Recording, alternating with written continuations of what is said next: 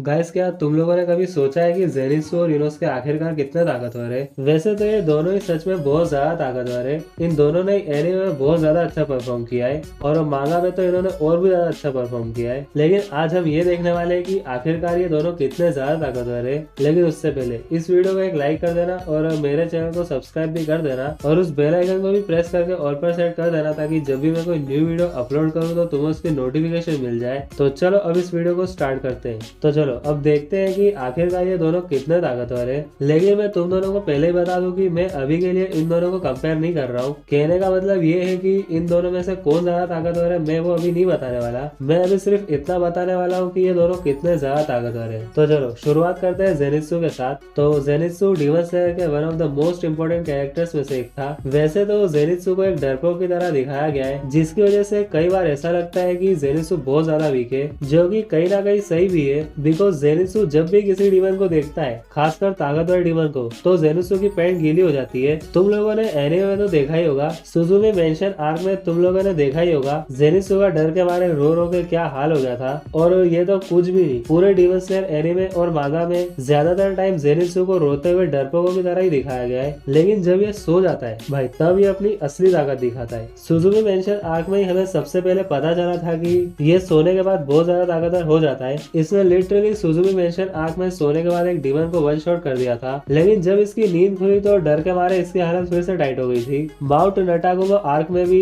जब तक ये जगा था तब तक इसकी फट रही थी, लेकिन सोते ही इसने उस मकड़ी वाले डीमन को मार दिया था। और पूरे डीमन स्लेयर में हमें ऐसा ही देखने को मिला था। जब ये जगा रहता था तो डीमन से डरता रहता था, लेकिन सोने के बाद इसका सारा डर खत्म हो जाता था। लेकिन इन्फिनिटी कैसल आर्क में इसने जागते हुए अपर मून 6 काइगाकू को हरा दिया था। उसके बाद इसने मुजान से भी फाइट की थी और उसे भी काफी अच्छी टक्कर दी थी। तो ओवरऑल जेनित्सु ने डीमन स्लेयर में काफी अच्छा परफॉर्म किया है। इसके अलावा इसकी पावर्स एंड एबिलिटीज की बात करें तो इसकी सुनने की शक्ति काफी ज्यादा है। एक नॉर्मल ह्यूमन जितना दूर तक सुनने की सोच भी नहीं सकता, जेनित्सु उतने दूर तक आराम से सुन सकता है। जेनित्सु की स्पीड एंड रिफ्लेक्सेस भी बहुत ज्यादा है। जेनित्सु पूरे डीमन स्लेयर के one of the fastest characters में से एक था। वैसे मुझे तो नहीं लगता कि जेनित्सु का आईक्यू और बैटल आईक्यू ज्यादा है, हाँ एवरेज मान सकते हैं। जेनित्सु की स्ट्रेंथ भी ठीक ठाक ही है। इसने अपर मून 6 काइगाकू का गला काट दिया था, जबकि तुम लोगों को पता ही होगा कि एक डीमन की सबसे ड्यूरेबल चीज उसकी नेक ही होती है। इसने मुजान को भी काफी ज्यादा डैमेज दिया था,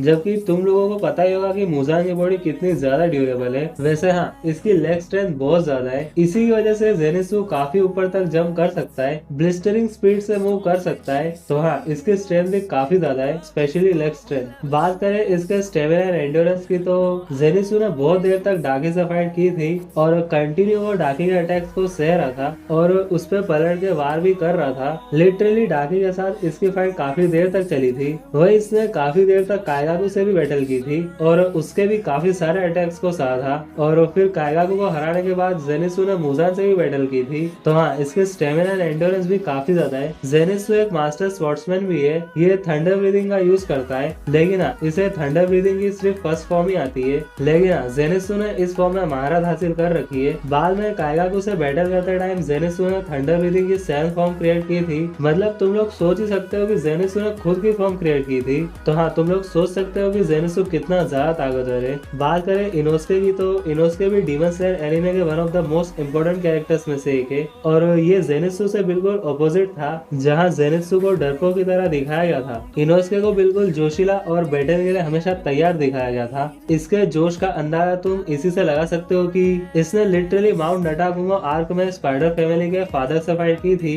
और ये बहुत ज्यादा घायल भी हो गया था। लेकिन उसके बाद भी इनोस्के ने गियू को बैटल के लिए चैलेंज दिया था। सुजुमी मेंशन आर्क में इनोस्के ने लिटरली एक मोटे डीमन को बहुत ही इजीली हरा दिया था। एंटरटेनमेंट डिस्ट्रिक्ट आर्क में इसने जेनित्सु के साथ मिलकर डाकी से भी फाइट की थी और हाशिरा ट्रेनिंग आर्क में तांजिरो ने जब बड़े पत्थर को धक्का मारा था, तो इनोस्के ने भी बाद में उस बड़े पत्थर को धक्का मार दिया था, इस सोच के साथ कि अगर ये तांजिरो कर सकता है तो मैं भी कर सकता हूँ। इन्फिनिटी कैसल आर्क में इसने कानाओ के साथ मिलकर अपर मून 2 डोमा से बैटल की थी और उसे हराने में काफी इंपॉर्टेंट रोल प्ले किया था। इसने बाद में मुजान से भी बैटल की थी और उसे भी काफी अच्छी टक्कर दी थी। तो हाँ, ओवरऑल इनोस्के भी बहुत ज्यादा ताकतवर है। इसके स्ट्रेंथ की बात करें तो इसने लिटरली डाकी का गला काट दिया था। हाशिरा ट्रेनिंग आर्क में इसने एक बड़े से पत्थर को धक्का भी मार दिया था। इसने डोमा और मुजान से बैटल करते टाइम भी अपनी स्ट्रेंथ को शो किया था। तो हाँ, इसकी स्ट्रेंथ अच्छी खासी है। वहीं ये एक बहुत ही स्किल स्पोर्ट्समैन भी है। ये ये टोटल कंसंट्रेशन ब्रीदिंग खुद से ही सीख गया था और इसने खुद से ही ब्रीदिंग स्टाइल भी क्रिएट की थी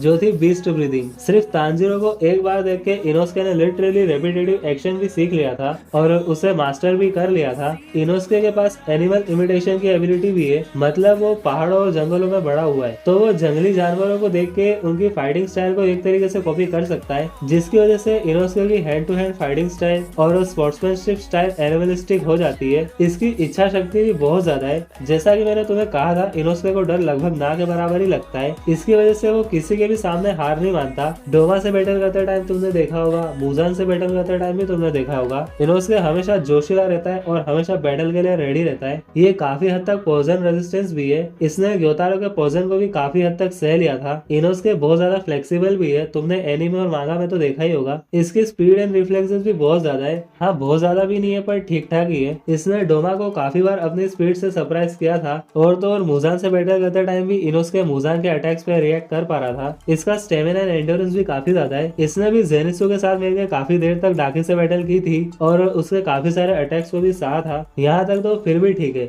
इनोस्के ने लिटरली कानाओ के साथ मिलकर बहुत देर तक डोमा से फाइट की थी और उसके भी काफी सारे अटैक्स को सहा था। उसके बाद इनोस्के ने मुजान से भी बैटल की थी। इसके पास इनहेंस समाइटो सेंसेशन की भी एबिलिटी है, मतलब पहाड़ों में बड़े होने की वजह से इनोस्के की सेंसेस ऑफ टच बहुत ज्यादा शार्प हो चुके हैं। उसकी स्किन हवा में होने वाली छोटी से छोटी वाइब्रेशन को फील कर सकती है। इसकी मदद से इनोस्के पूरे पहाड़ में फैले हुए डीमंस को ढूंढ सकता है। इसी एबिलिटी से इनोस्के को ये भी पता चल जाता है कि कौन उसे देख रहा है और अगर कोई इनोस्के को मारने की नजर से देखता है तो इनोस्के तुरंत उसे सेंस कर लेगा और तो और इनोस्के ये भी समझ सकता है कि ओपोनेंट किस जगह पे देख रहा है। इनोस्के के पास एक्स्ट्रा सेंसरी परसेप्शन की भी एबिलिटी है। इनोस्के 2 कटाना को यूज करता है और ये बीस्ट ब्रीदिंग को यूज करता है और जैसा कि मैंने तुम्हें पहले कहा था, इनोस्के ने बीस्ट ब्रीदिंग खुद से क्रिएट की थी तो तुम इसके आईक्यू का लेवल भी सोच सकते हो। इसने टोटल कंसंट्रेशन ब्रीदिंग भी खुद से ही सीखी थी तो हाँ, इसका आईक्यू लेवल ठीक ठाक ही है। वही ये मुजान से बैटल करते टाइम काफी सारे पेपर तालिस्मान लेके आया था जिसे सानेमी ने मुजान के अगेंस्ट काफी अच्छे से यूज किया था।